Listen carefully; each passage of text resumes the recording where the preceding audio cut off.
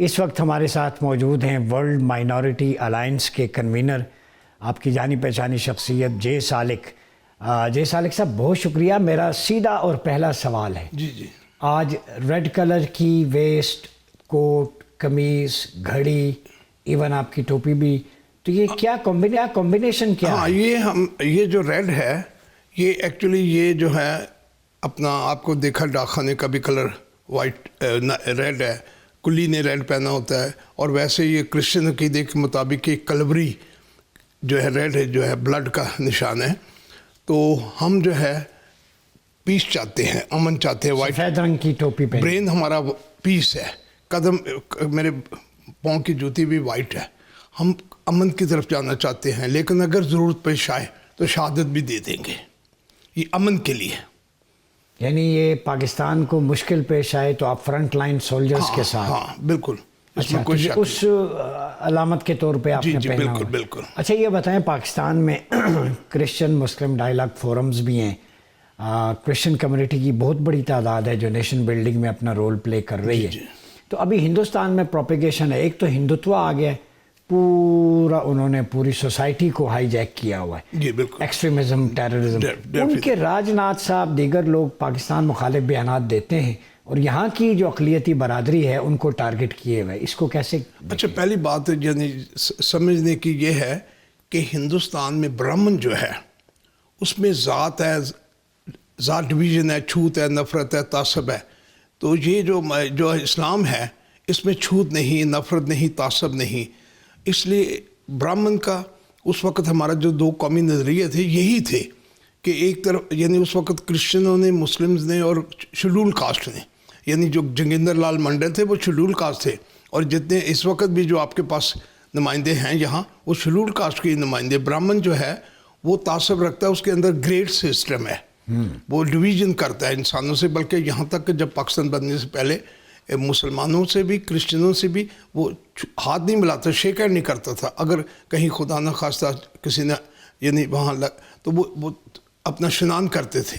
تو میں سمجھتا ہوں کہ یہ جو ہندوستان جو کچھ کر رہا ہے، یہ وہاں پر جو ہمارے مسلم کمیونٹی رہ گئی ہوئی ہے بہت ساری، کیونکہ میرا خیال ہے تقریباً ہمارے جتنی ہم کمیونٹی یہاں ہیں پاکستانی جو ہیں تقریباً وہ وہاں پر ہے، لیکن یہ کہ ان کو زیادہ مشکل ہے۔ ہمارا یہاں پر ہمارا زیادہ دعویٰ ہے، وہ اپنے آپ کو بڑا انہوں نے پیکنگ جو ہے نا بڑی خوبصورت پیکنگ بنائی، بالی ووڈ والی، ہاں، لیکن اندر جو مال ہے وہ ان کی پیکنگ یہ ہے کہ وہ انہوں نے پریزیڈنٹ جو ہے وہ مسلمان بن سکتا ہے، پریزیڈنٹ سکھ بن سکتا ہے۔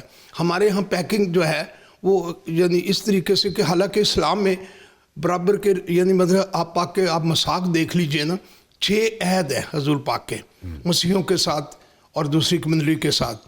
تو مطلب ہے کہ ان یعنی 6 عہد میں تو یعنی حضور پاک نے یعنی پورا واضح بتا دیا ہے کہ آپ کو یعنی ہر طرح کا تحفظ دیا جائے گا، آپ کے چرچز کا، آپ کے یہ جو لوگ زبردستی شادیوں بیاہ بچیوں کو ورگلاتے ہیں، یہ تو 18 سال کی 20 سال کی بھی اگر ہو نا تو یہ اس کی مائنورٹی کی مرضی کو اوپر نہیں چھوڑنا چاہیے، بلکہ ادارے جو ہے اس کا تحفظ کرے، کیونکہ جب ایک بچی 18 سال کی ہے اور وہ گھر سے بھاگ جاتی ہے، مثال کے طور پہ لو میں بھاگ جاتی ہے، بعد میں اس کو تحفظ دینے والے جو ہیں لوگ، وہ اسلام قبول کروانے والے تھانے دار بھی وہی ہیں مسلمان، D S P, S P, سب وہ سارا ڈپارٹمنٹ، تو ان کو چاہیے کہ وہ ایک نیشنل لیول کی سوچے کہ حضور پاک نے مسیحیوں کے لیے کیا کہا ہے یا مائنورٹی کے لیے کیا۔ انفورسمنٹ جائز بالکل بھی نہیں ہے، آپ کی بات درست ہے۔ نہیں، وہ تو ایک تو ہے نا 18 سال کی تو بالغ لڑکی کے لیے تو آپ کو یہاں پرمیشن ہے نا، تو وہ اپنی مرضی سے، اس سے کم عمر کی، میں سمجھ گیا آپ کا پوائنٹ آ گیا۔ 18 کو بھی نہ پرمیشن دے، 18 19 20 کو بھی نہ پرمیشن کسی کو بھی نہیں ہونی چاہیے۔ ہاں مطلب اس لیے کہ مائنورٹی احساس محرومیت میں ہے، احساس کمتری محسوس کرتی ہے، اور ہمارا پھر دوسری بات ہے کہ ہماری ڈیموکریسی نے ہمیں بہت ہی بیڑا غرق ہمارا کر دیا، کیونکہ ہم سلیکشن میں چلے گئے، یعنی اس سے خلافت بہتر نہیں تھی؟ نہیں مطلب دیکھیں نا کہ سلیکشن میں جو ہوگی ریپرزنٹیشن تو نہیں نا، خلفائے راشدین کے دور میں جو آپ کی کمیونٹی کا ایک شخص تھا، میں مثال دے رہا ہوں، بھیک مانگ رہا، سیدنا عمر کے دور میں، جی اور آپ نے اسے دیکھا، فرمایا گزر اوقات نہیں ہوتی، فرمایا ہم نے تمہاری جوانی لی، ٹیکس لیے، بڑھاپے میں اکیلا نہیں چھوڑیں گے، وہ کرسچن تھا, اس کی, اس کے گھر والوں کی, بچوں تک کا دودھ بیت المال سے جاتا تھا. یہ خلافت راشدہ ہے.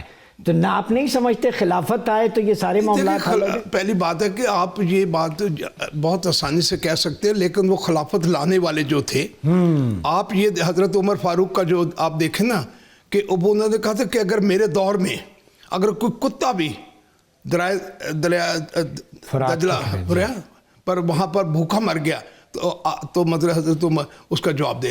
یعنی حضور پاک نے 1400 سال پہلے جو اسلام یعنی رائٹ دے رہا ہے, حقوق دے رہا ہے, یہ ڈائیلاگ جو کرسچن مسلم ڈائیلاگ ہے نا, یہ تو انٹرفیتھ کا نام دے کے نا, یہ مطلب ہے کہ ایسے یہ تو 1400 سال پہلے رائٹ مل گئے ہوئے. آپ کو نبی پاک صلی اللہ علیہ وسلم کے کیے گئے میثاق مدینہ پر اعتماد ہے؟ بالکل جی, یہ تو سلیبس میں آپ شامل کیجئے پلیز. یعنی یہ آپ کا مطالبہ ہے میثاق مدینہ نصاب میں شامل ہو؟ نہیں, یہ تو میں نے کورٹ میں گیا تھا اپنا ہائی کورٹ میں اسلام آباد میں, تو وہاں بابر ستار صاحب نے ان کو ایڈوائز کی ہوئی ہے, مطلب آرڈر دیا ہوا ہے, لیکن ایجوکیشن والوں نے نہیں ڈالا, تو یہ ان کا قصور ہے. ہم تو مساق ابھی اس وقت ہم 1 کروڑ مساق کی بک چھاپ رہے ہیں, اور یعنی اس میں ہماری جو OIC کے 57 کنٹریز ہیں وہ ہمارے ساتھ کوآپریٹ کریں گے, اور ہم یعنی 10 کروڑ کا ٹارگٹ ہے. یعنی مساق جو ہم چھاپیں گے تقریباً 10 کروڑ کا مساق, کیونکہ ہمیں ضرورت ہے, اس وقت نیڈ ہے. جس طریقے سے نفرتیں بڑھ رہی ہیں, اس کو میں نے اس سلسلے میں میں نے وہاں پر اپنا فیصل مسجد کے جو ڈاکٹر ضیاء صاحب ہیں ان سے ملاقات, انہوں نے اپریشیٹ کیا, انہوں نے کہا یہ بہت IRI کے جو پھر اس کے بعد میں نے مولانا عبدالقادر اعزاز کے صاحبزادے جو بادشاہ مسجد کے اس وقت امام, ان سے میں نے وہ بھی ایگری. ابھی یعنی میں یعنی رابطے میں ہوں سب جگہ. یعنی ابھی اسلامی شریعت کے اسلامی نظریاتی کونسل کے چیئرمین صاحب نہیں آئے, ان سے مجھے ملاقات کرنی ہے. پھر آپ کے اسلامی بینک جو ہے اسلامی شریعت بینک, اس کے ان سے اپنے چیف جسٹس سے ملاقات کر. تو یہ آپ کو اس وقت جو ضرورت ہے خاص طور پر مائنورٹی کے لیے, یہ مساق کے علاوہ ہمیں کوئی راستہ نہیں. میں 50 سال کے رزلٹ کے بعد میری 50 سالہ جد و جہد ہے, 4 دفعہ الیکٹ ہوا, فیڈرل منسٹر بنا, نوبل پیس پرائز کے لیے نامینیٹ ہوں. میں اس نتیجے پر پہنچا ہوں کہ ہمیں مساق کے بغیر ہمیں کوئی محتاج. اچھا یہ بتائیں, آپ کی ایک کتاب ہے میری پہچان پاکستان. جی ہاں جی.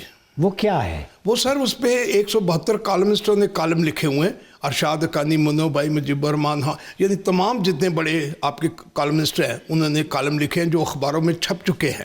کچھ تجزیہ نگار ہیں. تو وہ کتاب ہے, وہ بڑی نایاب کتاب ہے, اور پاکستان کی تاریخ کی بڑی امپارٹنٹ کتاب ہے.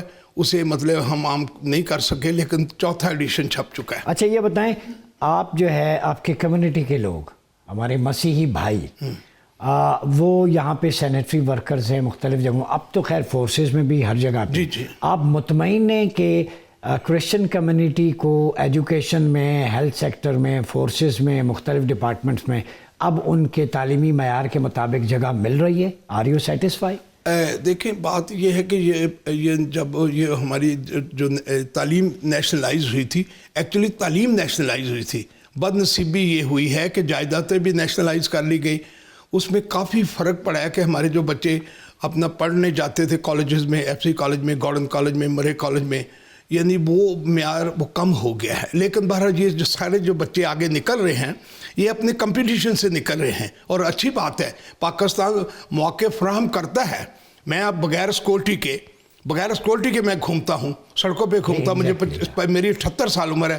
اور دیکھیں سب سے بڑی بات ہے, آپ سیکورٹی کی بات کرتے ہیں, لوگ سیکرٹ جاتے ہیں. یہ میں نے یہاں پر دیکھیں پیچھے اپنے یہ لکھا ہوا ہے, جے سالک فارمر فیڈرل منسٹر, تاکہ لوگوں کو پتہ لگے کہ اگر مطلب ٹیررسٹ یہ دہشت گردی کرنی تو مجھ پہ کریں. ہاں جی, میں لیکن یہاں خدا کا شکر ہے, پراؤڈ ہوں کہ کسی نے مجھے ٹچ نہیں کیا, کبھی ہرٹ نہیں کیا. بہت ساری پاکستان میں خوبیاں ہیں. اس کے ماں کے تلے پاؤں تلے جنت میں امریکہ گھوم کے آیا, پوری دنیا میں گرین کارڈ ضائع کیا میں نہیں. تم پاکستان کو پیار کیجئے بس. ہم نے لاکھوں قربانیاں دی, ماں کی عظمتیں لوٹی, بچوں کو دیزوں پہ ڈالا گیا, بھائیوں کے گرد ہم نے پاکستان لیا.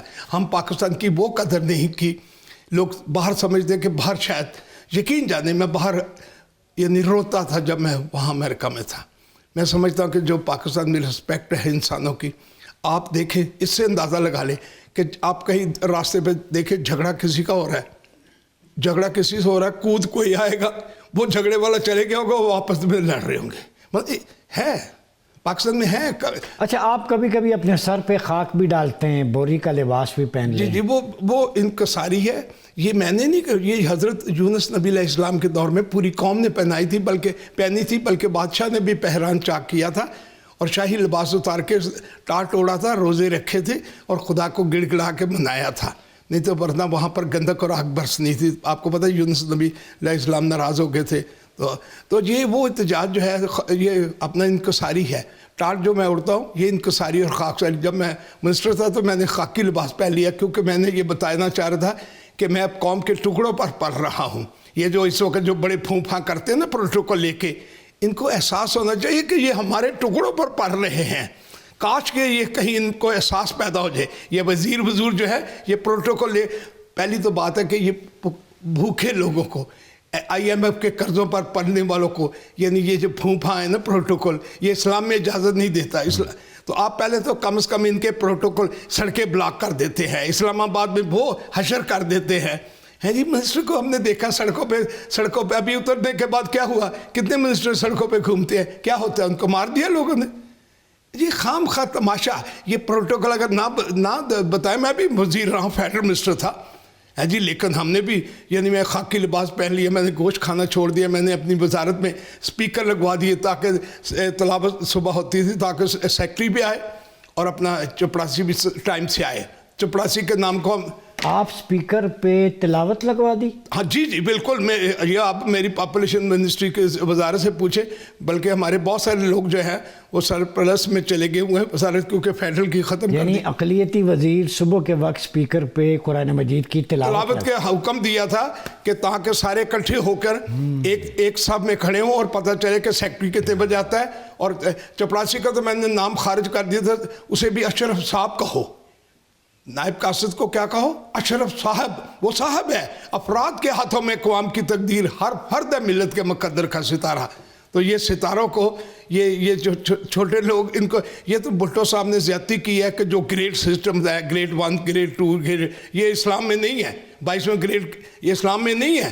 آپ نے گریڈ سسٹم بنایا, اس کو ٹھیک کریں. ہماری جو فوجی جوان, ان کو کیا پیغام دیں گے جو بارڈر میں دہشت گردوں کے خلاف لڑ رہے ہیں, ہندوستان کے خلاف؟ بنیان و مرصوص کے بعد قوم یک جان ہو گئی ہے. دیکھیں جی, ہم تو یہ کہتے ہیں کہ جہاں جہاں بھی ہمارے فوج کے سپہ سالار کے ساتھ ہیں, انہیں اپنے جہاں جس محاذ پر وہ مطلب ان کی جو انتظامیہ ہے, ان کے جو وہ انہیں گائیڈ کرتے ہیں, تو ہم ان کے ساتھ ہیں. ہم پوری قوم جو ہے وہ مطلب ہے کہ ان کے ساتھ ہے. اپنے جوانوں, وہ ہم سو رہے ہیں آرام سے, وہ ہماری سرحدوں کی حفاظت کر رہے ہیں. اگر ہمیں پتہ ہو کہ ہماری سرحدوں پہ کوئی نہیں ہے, یقین جانے ہماری نیند حرام ہو جائے گی. لیکن سنسیئر لوگ ہیں, خدا نے ہم ان کے تمام شہیدوں کو ہم سلام پیش کرتے ہیں کہ جنہوں نے ہمارے لیے, یعنی آرام کے لیے, ہمارے سکون کے لیے, ہمارے اس ملک کی حفاظت کے لیے,